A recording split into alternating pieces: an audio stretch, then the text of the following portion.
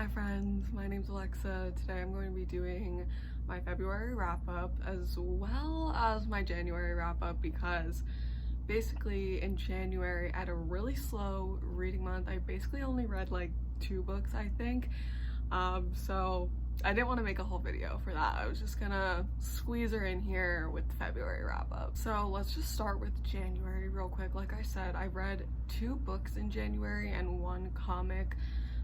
So I didn't think it was enough to make a full video on. The first thing I read in January was the comic that I read, which was the Eat Bang Kill Tour comic number 6, which is actually the last one of the series. I really enjoyed how this series wrapped up. I thought it was so good. Just the whole thing was just, it was just amazing. It was such a great little like thing to put in between season 2 and season 3 of Harley Quinn the animated series. I loved how this writer T. Franklin like included so many characters in the DC universe that we haven't seen in the show, as well as really focusing on the development of Ivy and Harley's relationship, set from where the show ended in season 2. I love that while we got a lot of their relationship development, that kind of in turn gave us a lot of Ivy's character development, which I found super interesting,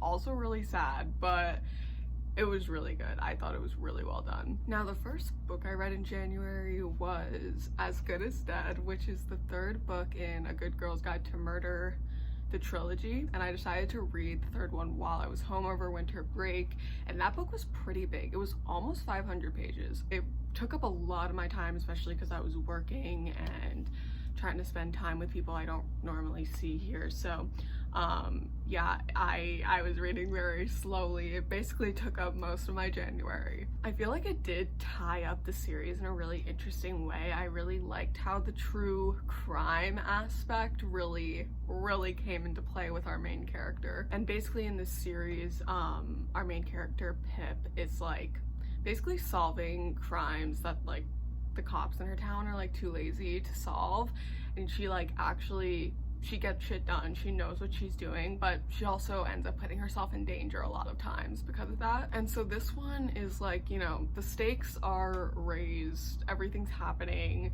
it gets really intense. I feel like Pip's development in this book, especially with like the trauma she's endured in the last 2 books, was done well, but I do think there were a few key things that happened in this book that was like, I don't know if this really aligns with this character, like realistically, I don't know, but it was definitely fun to read and it definitely was satisfying, so I enjoyed myself for the most part. I gave it 4.5 stars. I rounded it down to 4. After that, the 2nd book I read in January was The Coldest Touch. This is by Isabel Sterling. This is the same author that wrote These Witches Don't Burn. I always mess this up. These witches won't burn and this coven won't break.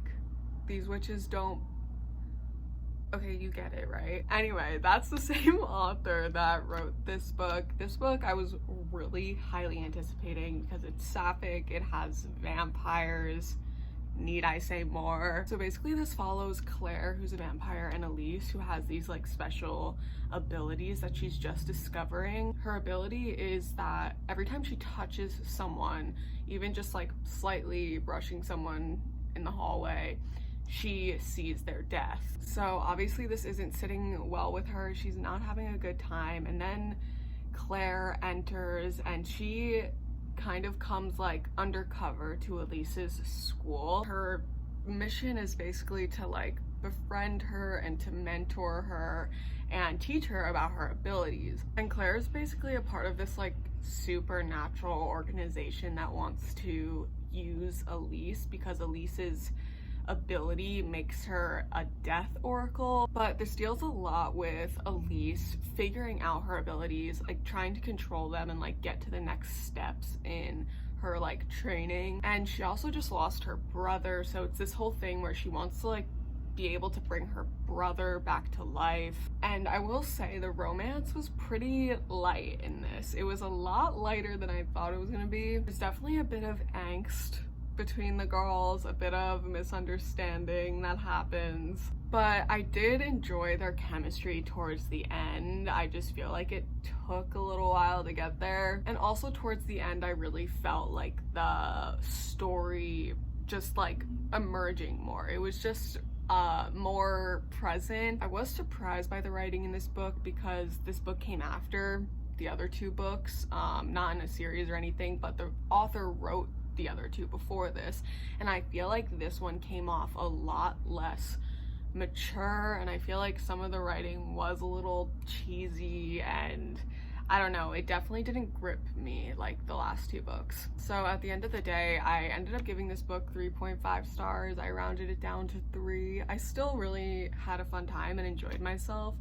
It was just a little lackluster for me. All right, so now we're moving into February. So in February, I read 3 comics, so I'm just gonna get those out of the way real quick. The first comic I read was this Legend of Korra comic. I got this for free comic book day, and this one I really liked. It was really cute. It kind of followed Tenzin talking about his childhood to his kids, and it also followed Uncle Iroh meeting a lady, and this was just really wholesome and really cute. I loved it. There was nothing I didn't like about this. I gave it 5 stars. Next, I read this comic called Save Yourself, and this one I would really like to get like the second one of. I loved the art style. It's really cute. I gave this one 4 stars. It was really cool. It was a really cool concept. It kind of basically followed these almost like superhero girls that, you know, average people in this universe look up to, and then they end up kind of infiltrating our main character's life, and she's just like an average girl, so it's really interesting. Next, I read the comic Mammoth. I love this cover, and the art style in this is so beautiful as well, and this one was really cool. Like, I just thought the plot was really interesting. It basically follows this girl, and her mother is sick, so she goes to this witch, but the town witch isn't really like involved with their community. Like, no one knows who it is. I guess they just know there's a town witch, but it actually ends up being this young girl, and apparently her grandmother was the witch before her, and she's like left alone now. And so it follows them going to this girl's house to go help her mother,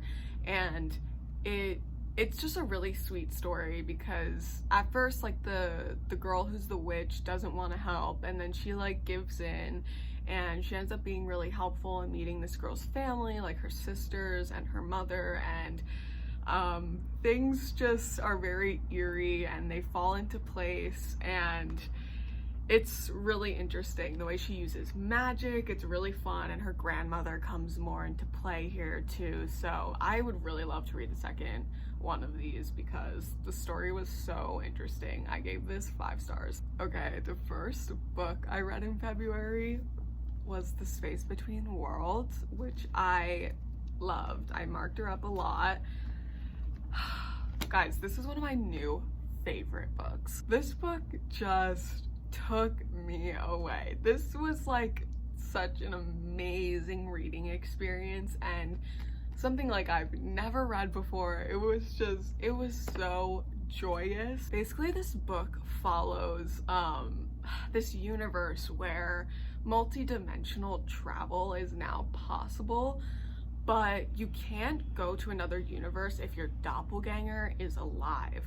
So this like company, if you will, is using people to travel for them and get information from different worlds, except they need to like exploit people who would normally be dead. So in the world that they're in, it basically, to kind of simplify it, it has like this really poor side and this really rich side, and the rich side is the ones that have come up with this travel, and they exploit the poor because they're normally dead in these other worlds. Like, they have a higher chance of being dead. So we follow our main character, Kara, who is a traverser, and she basically is like high up there in the ranks. Like, this company loves her and uses her, like, this is her job, and she's from the poor side, but she gets to live in the rich side because of this. And this book, like, oh my god, it just tackles so many cool and complex ideas,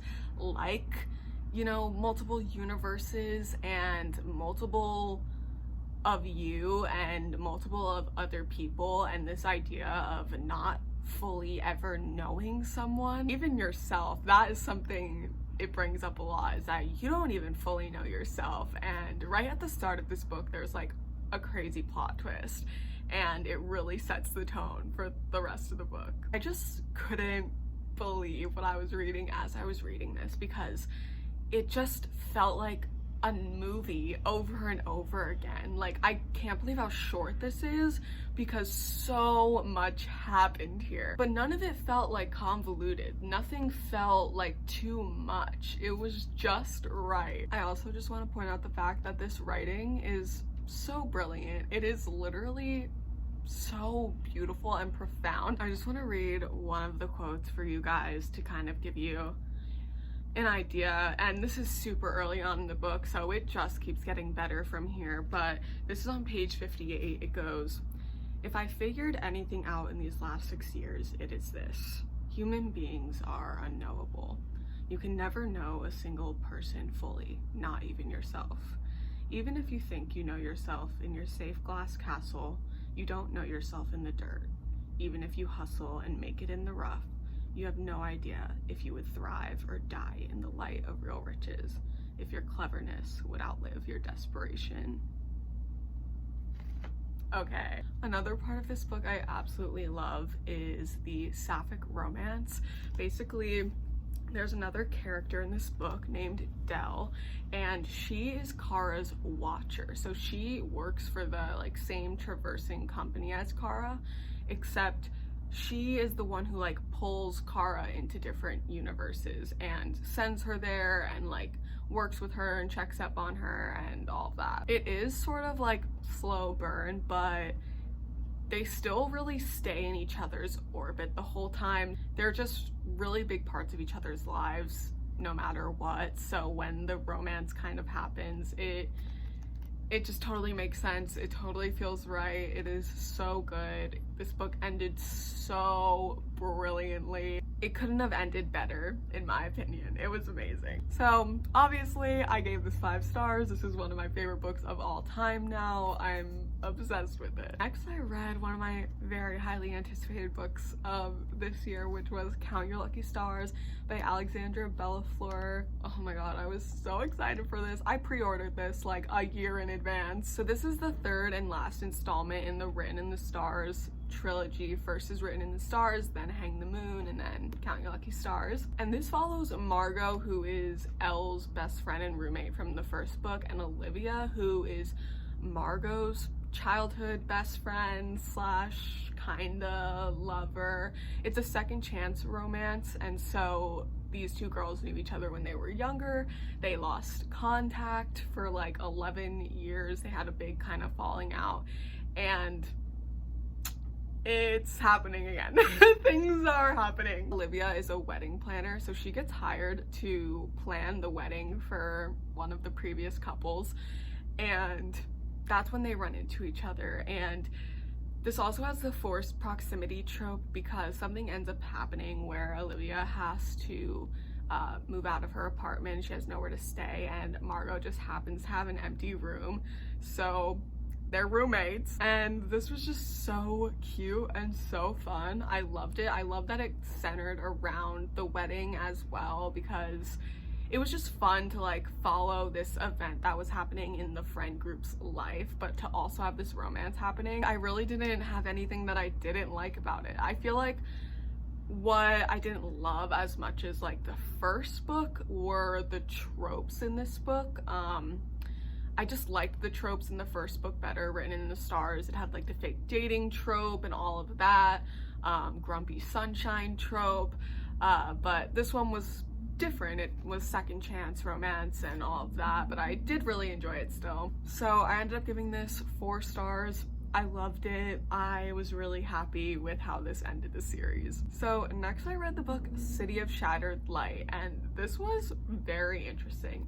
This is like, it kind of felt a little out of my comfort zone at first. I like read the first chapter and I was like, ooh, I don't know if I want to read this or like put it down for a second. But once I got into it, I really was liking it. Like, it really picked up the pace and I really liked this universe. I am really finding myself like more interested in like sci-fi fantasy, and this was just great. This basically follows these two girls, Asa, who is an heiress to this like all-powerful tech empire that her father created on this planet. I forget what it's called. And then Riven is she's like this badass gunslinger who lives on Requiem, which is the moon to the planet that Asa's from. And basically Requiem, where Riven is at, is basically like this dangerous, chaotic place, and Asa lives on this planet that's very controlled and wealthy, and she's very privileged. And Asa's set to like inherit her father's like whole company and everything. She's the oldest daughter, but she has a sister who her dad is basically experimenting on, and Asa starts to realize that like her sister is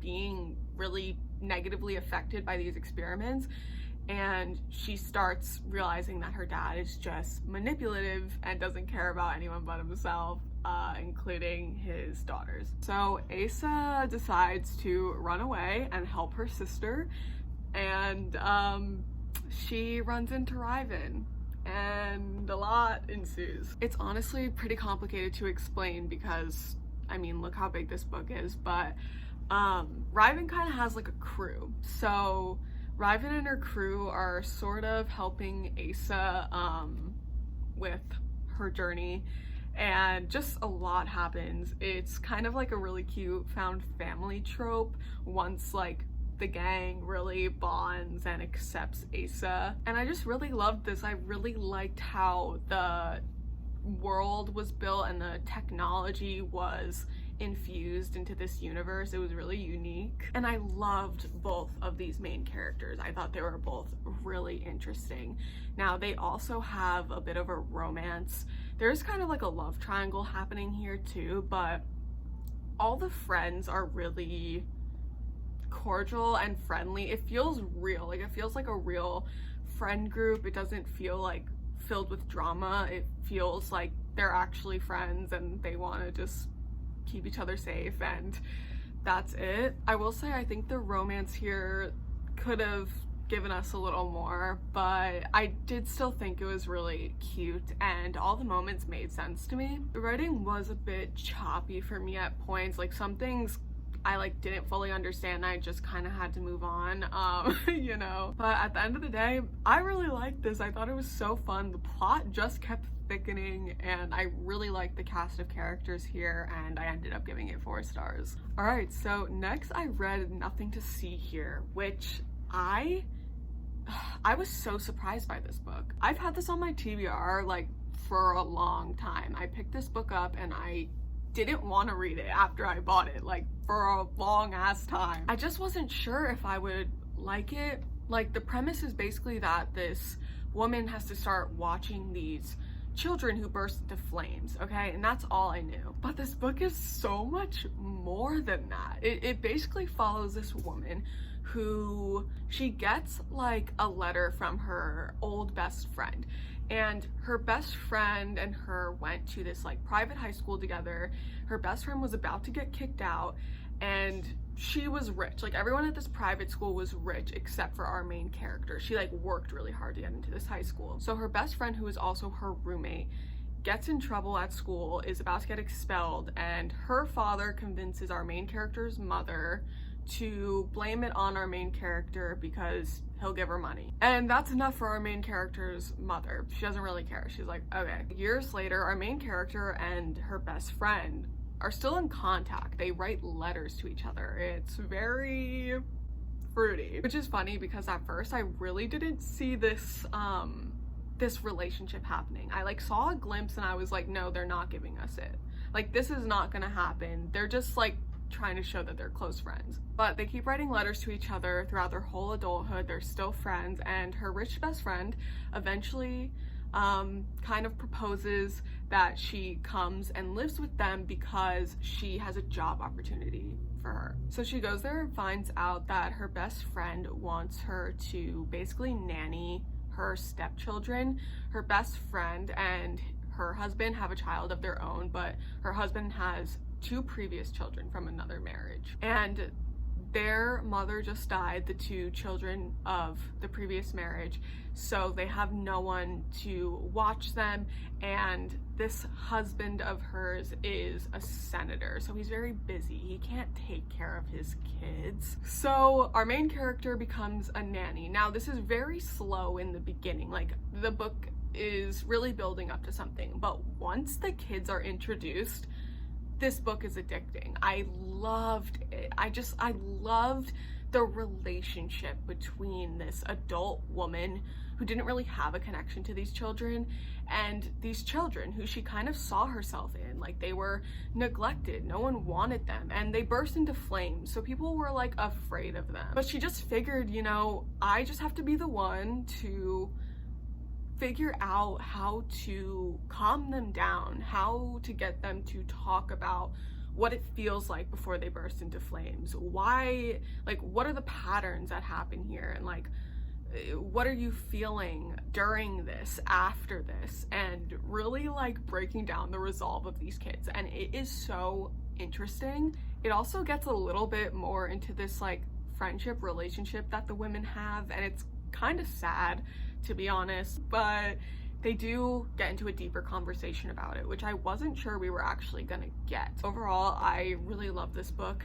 I feel like this author did a really good job of having this, you know, really unrealistic thing feel natural in a book. Like, these kids burst into flames, but it felt like a real thing. It felt organic. It didn't feel cheesy. It made sense, and it was really cool how he like correlated it to their feelings. I just thought it was really unique, and I couldn't stop thinking about it. I really enjoyed this book, and I thought the writing was really fun too. It was really simple, but also very funny. Like, I found myself laughing during this, which like never happens. I just thought the writing was really clever. I really enjoyed this, way more than I expected to, so I had a really good time. I gave this 4 stars. Next thing I read was Sex Education: The Road Trip. Now, this is basically a spin-off book of the show Sex Education, where Maeve gets a call from her brother that he needs help. He's been like framed for stealing something from his like old friend group, and he asks her to come and like help him prove his innocence. So Maeve goes and drops everything to go help her brother, but she doesn't have a car, so she asks Amy to come with her, and then eventually it just ends up as the whole gang coming along, and it turns into this sort of mystery where they like put on these fake identities and these costumes, and they pretend to be other people, and they infiltrate like this friend group and try to get information about what they thought about Maeve's brother, or if anything has happened, like any conflict has happened within the friend group, and they try to find out like who would be a good suspect in having framed Maeve's brother. And I will say, I think these characters were written very true to the TV series, which I appreciated like to a T. And I also really liked that it centered Maeve.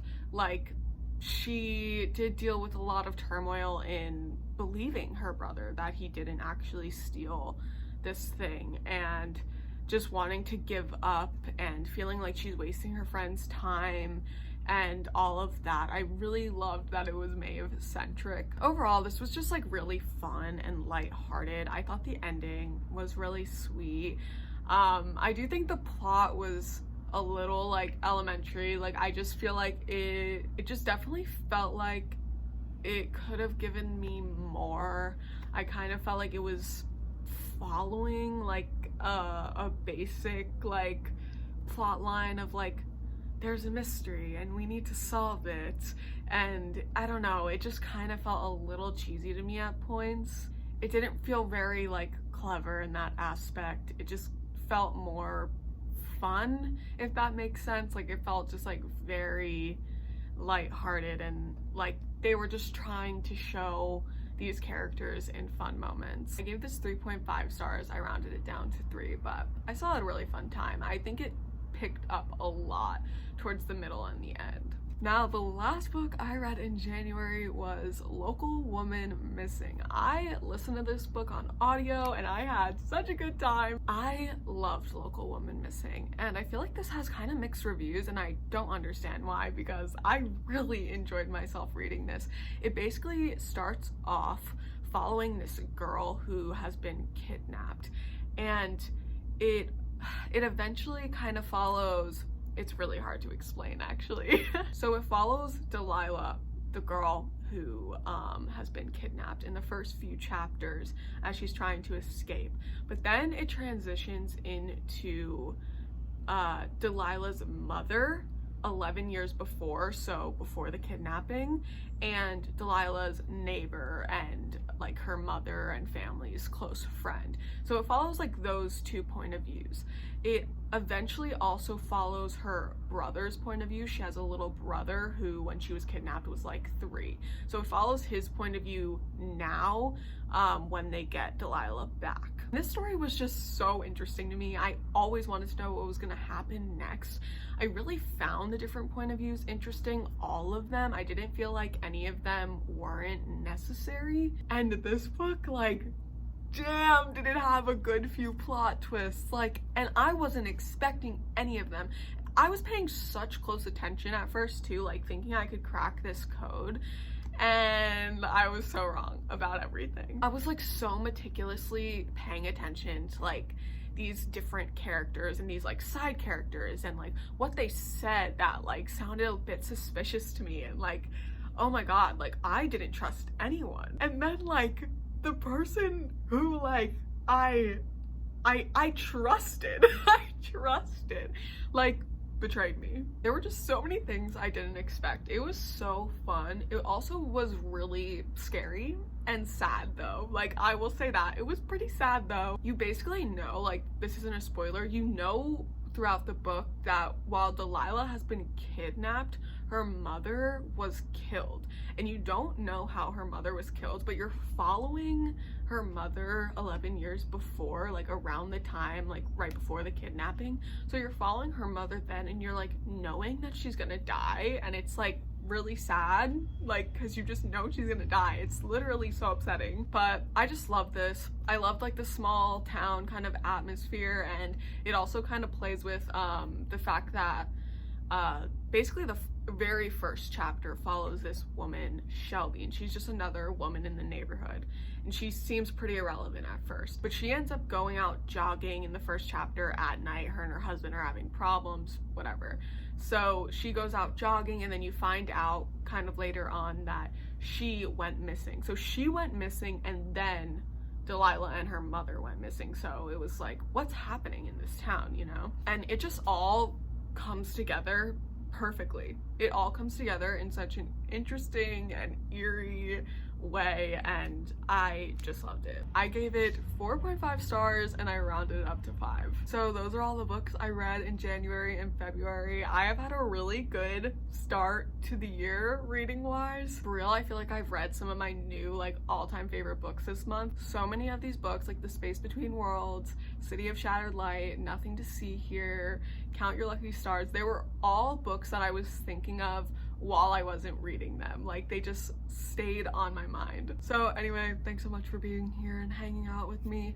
Let me know if you've read any of these books and what you thought. I would love to chat about that. But also, what did you read in February? Like, what was your favorite book and your least favorite book? My favorite was definitely The Space Between Worlds, and I honestly can't think of a least favorite. So that is all for today. Thanks again for being here, and I'll see you very soon in my next video.